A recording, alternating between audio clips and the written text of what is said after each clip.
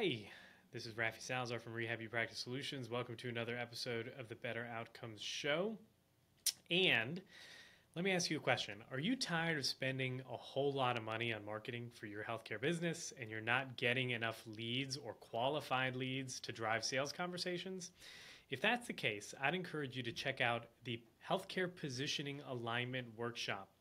In that workshop, we basically help you develop an effective value proposition that targets the ideal stakeholder in healthcare that you want to target. So for example, depending on what kind of service or what kind of product, or even if you're a provider organization, the person that you're speaking to in healthcare, whether they be a payer, a provider, a patient, or a policymaker, each are going to value different things in the same service offering. So you could take a service or a software as an example, and a payer is going to think about it a little differently than a provider would. And a patient will definitely think about it a little differently than both of those two other stakeholders.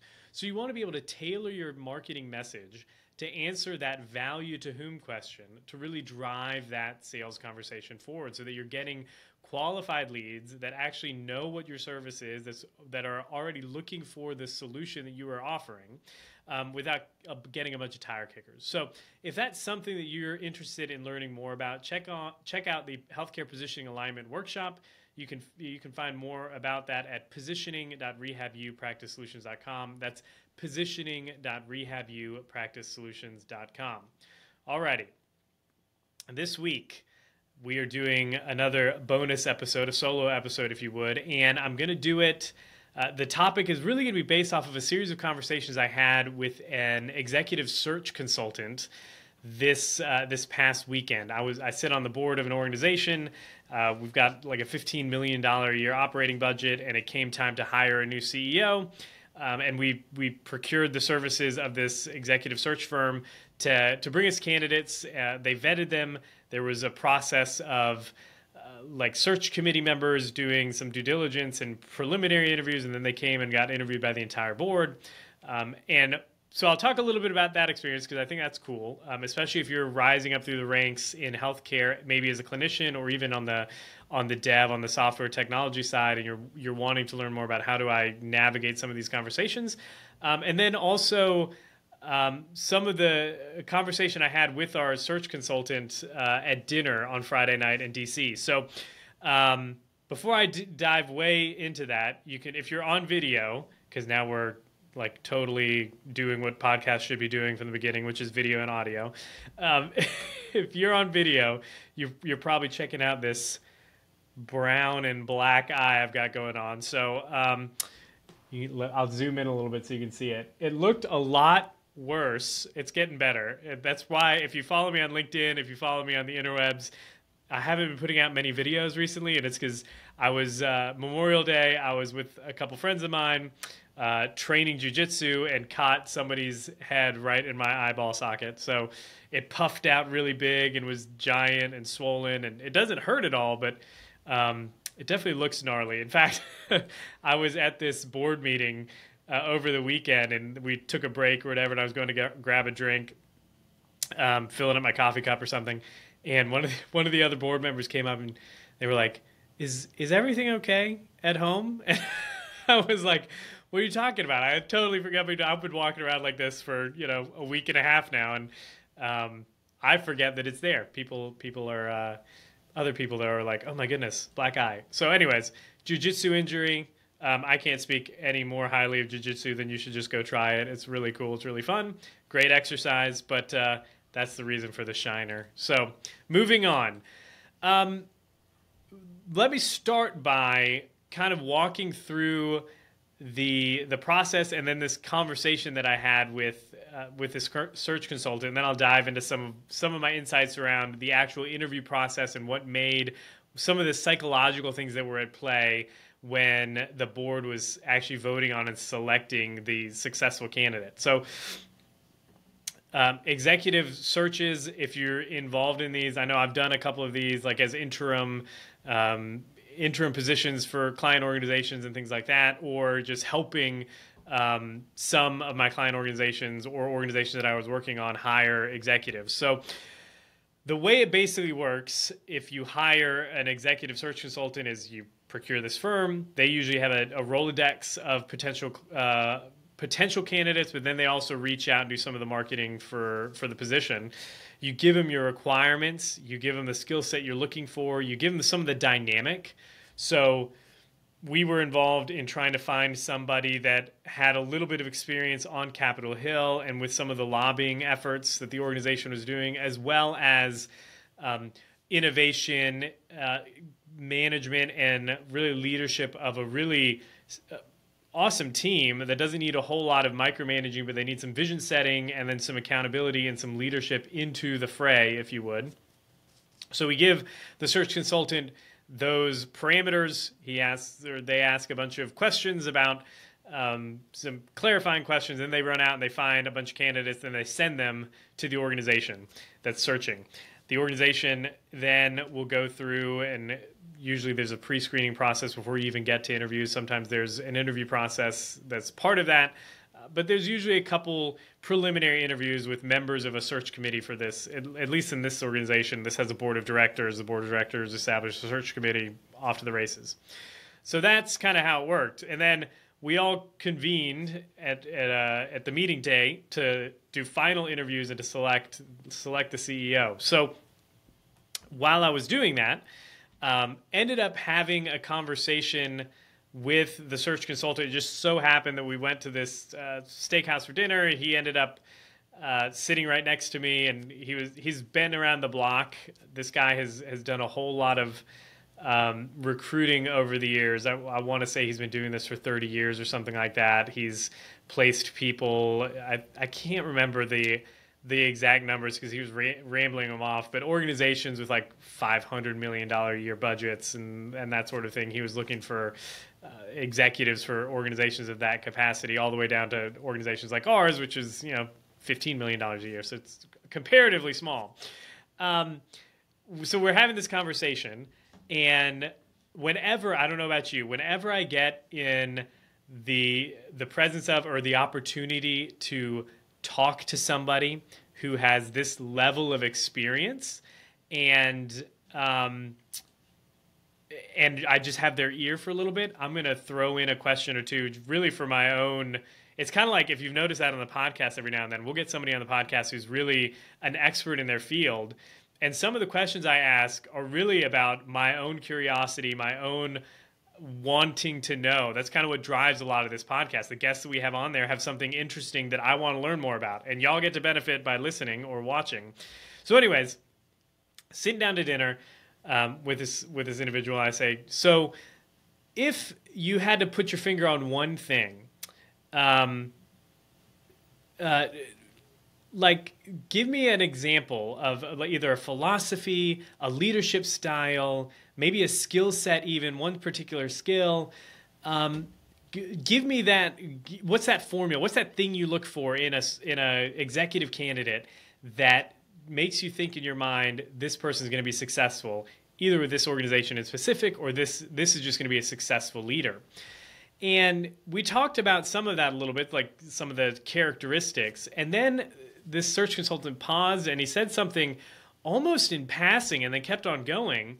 He almost said it as the way of, like, this is how he frames, or the lens through which he views candidates. He said, the quest of management is really to make better what cannot be made perfect. So given that, and then he kept on going about, like, this is what I look for, and these are some of the attributes, or what maybe some of their team members have said, or what some of their former employers have said. But that little line stuck with me, that the quest of management is to make better what cannot be made perfect. And I thought about it while we were sitting there at dinner. We kind of went back to the conversation a little bit, and he kind of expounded on it some. And then later in my room that night, in my hotel room, as I was doing a little bit of reading and writing before I went to bed, it just came to my mind again. I was thinking about it. I was like, man, that's such a valuable insight that I think gets lost on a lot of people, what he was trying to say, in that the executive, the search consultant, was really trying to say some trying to convey to me, I'm assuming, a much younger professional that hasn't been around the block as many times as he has and hasn't seen it all, and rising through the ranks myself and all that, was trying to convey a very important piece of insight. And that piece of insight is this: that no matter what an organizational leader does, no matter the policies they put in place, the systems they put in place, the people they hire, the leadership team they build around them, it is still an organization that is at its root run by people, and people are imperfect. So as a function of that, the organization itself will never be perfect. So by saying something like the quest of leadership is to make better what cannot be made perfect, it really conveys that true understanding that every decision in management, whether it be to hire an executive like a CEO or build a leadership team, you are always and constantly looking for trade-offs because you're dealing with people, right? And people aren't perfect. So every single initiative, every single leadership decision that gets made through a lens, through a context that individual has, that no other individual potentially has as well. Maybe they've got similar ideas as somebody else, but the decision drivers behind them and why they might say yes to something or no to something else really comes from their own background and their own history. Because at the level of that we were dealing with candidates, any of these candidates we could have picked and they would have gotten the job done, quote unquote. They had more than enough resume acumen. They had the skills, they had the business acumen, they had the understanding, the knowledge, the expertise to take the organization where we as the board thought it needed to go. So when it came down to choosing or selecting, really what we were looking for was somebody that was going to be a total soft skills decision at some level. I mean, sure, there were some technical nuances here and there, and we made strategic priorities off of different skill sets and different expertise areas. But you are at that level, the amount that gets swayed by soft skills or the intangibles is really something to be noted that I think probably gets taken for granted. So here were three things that came to mind initially when this executive search consultant said this idea that the quest of management is to make better what cannot be made perfect. The first one was that the first thing that popped in my head was that, okay, that means that executives really should focus not on on keeping perfect from being the enemy of good. I don't know how many times you've heard that or if you've heard that at all. I've been involved in a couple business startups and ventures, and one of the first ones that I was involved in there were 6 professionals. We were all independent consultants. One of us was fairly successful, was running like a $5 million. One of the contracts was $5 million a year. And we were sitting around, kicking around the idea of what this organization was going to look like, the services it was going to provide, how it was going to work. And when it came down to the process of how we were going to go to market with this specific service or product, this guy in particular said, well, we should never let perfect be the enemy of good. And again, to talk about those like one-liners that hit you and you're like, oh, I'm going to log that away for future use. Sure. Managers and executives should work to continuously improve the processes in an organization, maybe adapting it to change, maybe some kind of innovation or ancillary service delivery or something like that. But they should always do so, and entrepreneurs should always do so with the realization that perfection likely can't be achieved simply because the team that you're building to do that product, that service, deliver it, or whatever, is human, and humans are not perfect. So it should help, that in and of itself should help you prioritize focus areas. Like, there's a difference between, again, another one of my former colleagues said something along the lines of, like, it's always a series of trade-offs, and something like innovation, for example, is inherently wasteful versus efficiency.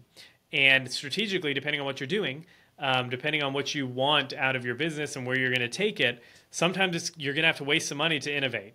And executives that are focused too much on cutting the waste, for example, and driving really efficient organizations that don't waste a lot of money or don't waste a lot of resources or don't do any dead end work or anything like that end up missing out on some of those innovative gains. So to me, when I heard that, make better what cannot be made perfect, I'm thinking, okay, as somebody who is involved a lot of times with organizations that are doing innovative things and we're deciding about where to cut, what to do, how to focus, the processes that should be built, the processes that should be put in place should be aimed at failing faster, right? You want to be able to get to know quicker so that you can pull out and put those resources somewhere else, maybe another little bet. I know I've referenced this book before, but the book Little Bets, where the idea is that you're doing all of these potentially big things, but you're doing them in smaller scale, so you're not betting the whole farm on it. And the goal is to fail quickly so that you can kill an idea, turn it around, and put those resources into another idea. And in some very innovative firms and innovative organizations, you see that happening a lot. They're doing very entrepreneurial things within the organization to get to a better process, to get to a better, maybe a different solution or service offering or something like that. So that was the first one. Focus on not letting perfect be the enemy of good, because sometimes, and oftentimes, good is just fine. A minimally viable product, you can iterate off of that, you can go from there, you can make a big impact, deliver a very valuable service with a good product. But if you spent all of your time waiting for it to get perfect, you'll never launch, or you'll be late to market and then you'll be catching up. So number one, don't let perfect be the enemy of good. Number two, and this one is, again, kind of me thinking about this a little bit later on that evening, but that leaders, organizational leaders, executives, entrepreneurs who are building a team, we're really tasked with unleashing the talents of that individual or the individual team members for the benefit of the whole organization or the performance of the whole organization. And because no person is perfect, obviously, leaders need to be aware that they should be focusing on empowering their team members to become the best version of themselves so that organizations can grow as a whole or as a team. That everybody's capacity is expanding, and by that capacity expanding in each individual person, the organizational's capacity then expands as a result. So leaders are tasked with harnessing and maximizing the individual skills and talents of their, albeit imperfect, team members, so that the entire organization becomes better as a result. So you get an organization where 1 + 1 = 3 and not 2.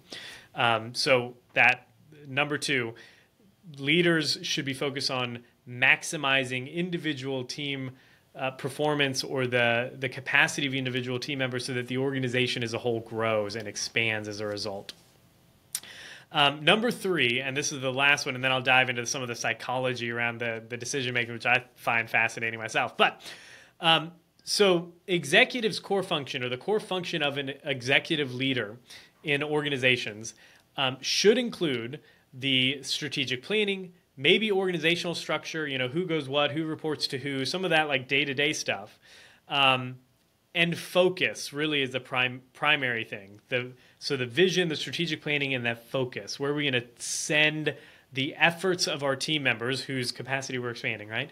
Where are we going to send that capacity? Because no matter how expansive that can be for your team, people are still limited. You only have 24 hours in a day. You only have so much bandwidth for projects.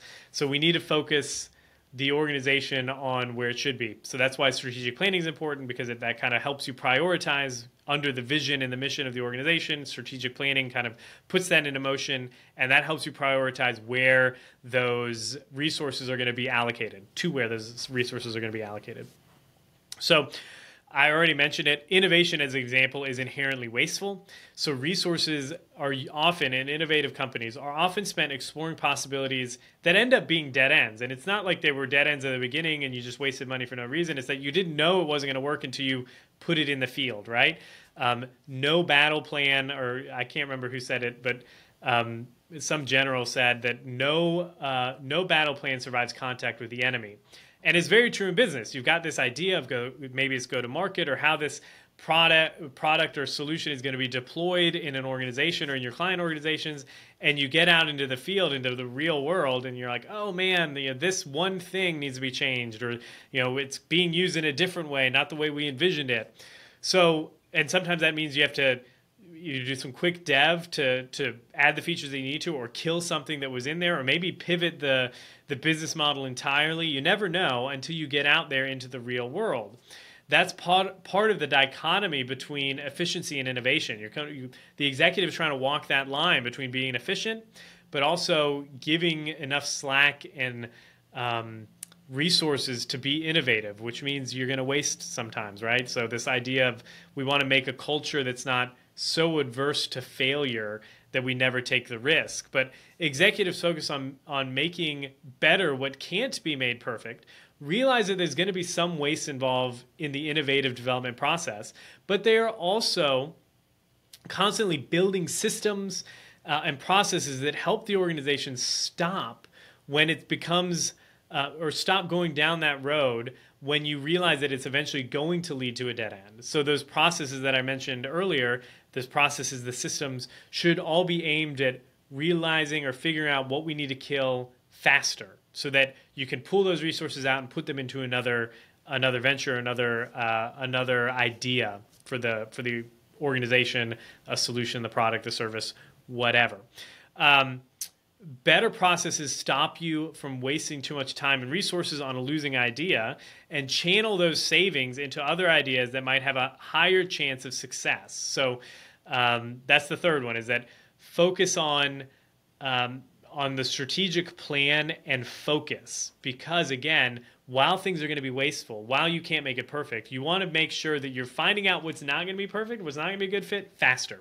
And those were the three kind of the big takeaways that I got that evening, sitting and talking with this search consultant, and kind of thinking about this idea of what is management, and what are some of the factors that make for successful leaders and successful managers. I thought it was a super fascinating discussion. And then moving on, so this is like part two. So after you got that piece of what is a leader and what should a leader look for and all of that, the philosophical nature of being an executive, especially in healthcare, I wanted to take a moment just to kind of comment on the psychology around the decision to hire an executive and what people look for. And this is going to really tie back into sales and marketing, especially in the healthcare space as well. At least I'll tailor it to the healthcare space. How's that? So I know I've mentioned this before. I mentioned it a couple times, and it's not an idea that's unique to me. I heard this from another podcast. It was the Two Bobs podcast, Blair Enns and David C. Baker. But they talk a lot about the importance of understanding where in the buy cycle a prospect is, because that's going to alter what you do or how you say what you say. You're going to have to tailor your message for that stage in the buying process, right? And the easy example there is like early on, when a prospect is looking at you or your service, they're looking for they're either problem based or they're solution focused. They're looking for what the outcomes could be if they choose this service or this organization or this vendor or this provider. In that case, you really want to focus on painting that picture for them.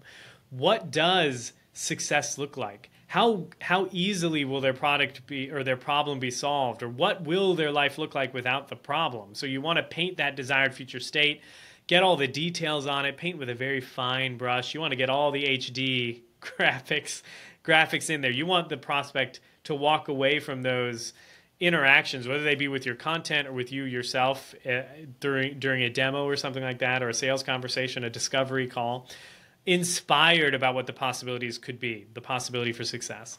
Later on in the buying process, though, as you get later on, almost like to the closing part, or maybe even immediately after they sign a contract, you get buyer's remorse is beginning to set in. Those doubts are beginning to set in the prospect's mind. Am I making the right decision? Or did I hire the right consultant? Or did I pick the right provider organization? Did I pick the right software vendor? What is going to go wrong? How am I going to get screwed by signing on this dotted line? Or what Like, am I going to lose my job if I hire this consultant? All of those types of things, all those worries, they begin coming to the forefront, especially as you get closer to making that ultimate decision. And that's normal. Humans are very risk averse. When we're first exploring a project or a problem, we're more inclined to be swayed by the benefits and by the possibilities of the future. As we get closer to making that decision, though, we really start outweighing the negative implications, the negative outcomes that could happen from making this decision.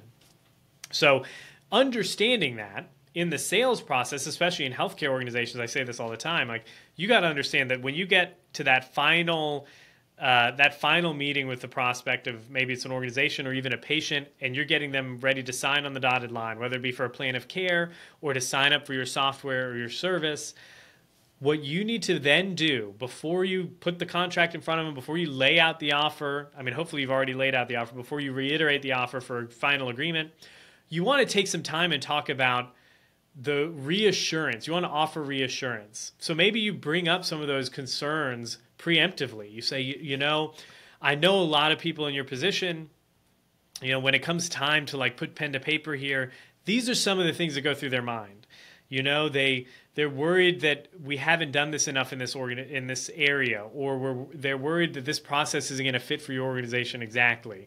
And whatever you say after that, you want it to be focused on reassuring the prospect that they are making the right decision, that they're not, they're picking something. And this might be something like you pull out, Blair Anns is a big fan of this, like a process study framework or casework, where you can say, look, this is another organization just like you. Very similar situation, same demographics, maybe same budget, same whatever. This is the process we took them through. And this process made sure that things weren't going to fall through the cracks, if that's what they're worried about. Or, we put them through this funneling system here, and this is what made sure that they did not waste money in XYZ areas, or that they got the ROI they needed very quickly. However you want to say it, and whatever, it's going to be entirely unique to that organization and even that individual that you're talking to during that sales cycle, during those sales conversations. But you want to begin really pumping the reassurance into the system so that the prospect, potential patient, whoever, drops their guard a little bit and stops thinking about all the negative implications and getting into that loss aversion bias that's going to happen, or that heuristic. You want to cut that off in the pass. So what does this mean, and how does this apply to searching for a job in healthcare, or even in executive searches in healthcare? Let me take a drink here. Well, let me set the stage for you. So I mentioned already, this is a big organization, $50 million a year budget. The candidates that we were interviewing were beyond vetted from a technical standpoint. They had the skills, they had the knowledge, they had the ability and the strategic insight to do what needed to be done. Maybe there were some priorities here or there that we would have put higher on one candidate than another, but at that point you really are splitting hairs when it comes to the technical abilities. However, there were a large contingency of the board members that were really concerned about making the right decision, and it came up over and over again in deliberations. Are we hiring somebody that's going to use us as a stepping stone, and they're only going to be here for 1 or 2 years and then move on to a bigger organization? Is this going to be somebody that's going to take this awesome team that we have, the staff that we have, and just cut the waste and start hacking, laying people off left and right? Is this going to be somebody whose personality doesn't, their method of management doesn't blend well with the team that we've already got in place? All of those types of things, which were very loss aversion prompted questions and concerns, which were valid concerns. They were valid concerns. It's not like they weren't. However, the candidates came in, and one candidate must have read this book, must have read some of Blair Ann's work, or maybe listened to this Two Bobs episode, but they came in really offering reassurance. They even mentioned it a couple times. Like, listen, I've done this for an organization.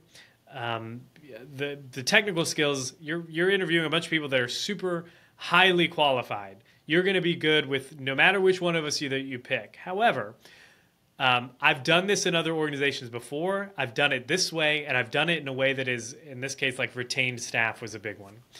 And speaking that reassurance was super calming I could see it in several of my fellow board members in the room, as opposed to another individual that came in and just totally missed on that. And they, at one point, tried, inspiring the board again, painting this vision of the future, talking about some of the stuff that needed to be done in order to achieve the strategic vision and the strategic objectives that were outlined. But they missed the fact that some of the questions that the board members were asking were really prompted by this. Are we going to make a mistake if we hire you? Is it going to be a mistake to hire you? We're going to be back at this in 6 months to a year, going through the expense of hiring an executive search firm, going through the rigmarole of trying to interview candidates again, do the whole 9 yards, and then select somebody and get them onboarded and transition into the organization. And ultimately, the candidate that was chosen was the candidate that came in and communicated a sense of reassurance throughout their interview. The successful candidate made it very clear that the board wouldn't get buyer's remorse 3 weeks after their start date or something like that. The other candidates that were brought forward to that point failed to communicate that in the final interview, and it ultimately cost them position. So, what's the point of that? It highlights the fact that depending on even where you're at in your own healthcare career journey, the interviews that you're doing, the stages of the hiring process, you need to tailor your message to the context.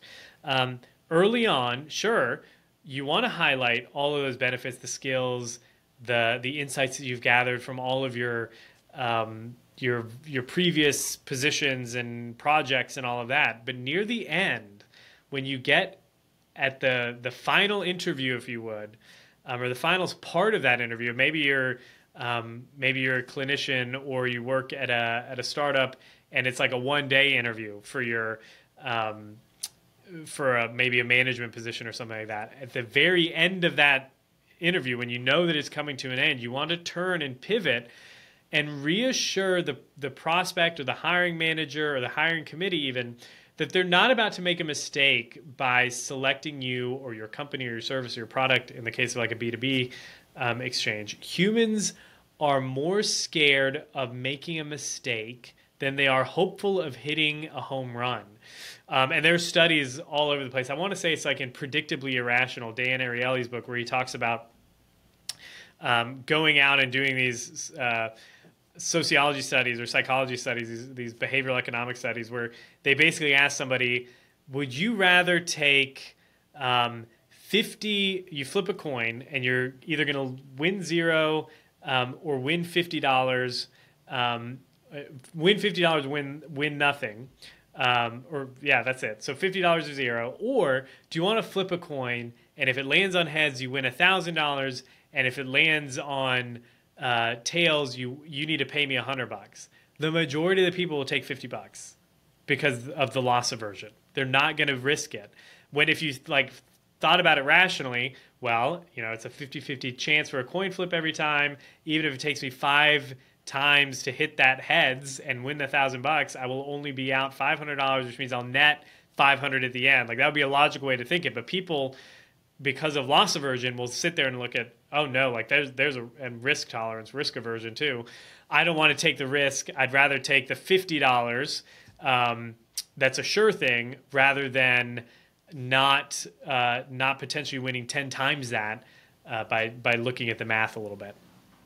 So hopefully that helps. Hopefully that was somewhat insightful. I think this podcast is really just me kind of processing this myself and kind of putting this out there so myself I can go back and listen to this later and think about maybe in more depth this whole idea of management, of organizational leadership, but then also tying that into hiring people and the hiring process and loss aversion and how some of those heuristics kind of drive some of those decisions, especially in healthcare business and entrepreneurship. Whether you're looking for a position or whether you're trying to get a client, you really want to understand where in the buy cycle that hiring committee, that hiring manager is, or that organization is, because then you can tailor that hopefully already ideal positioning statement. Maybe you've done the healthcare positioning alignment workshop. You can find more about that at positioning.rehabpracticesolutions.com. Last plug for that.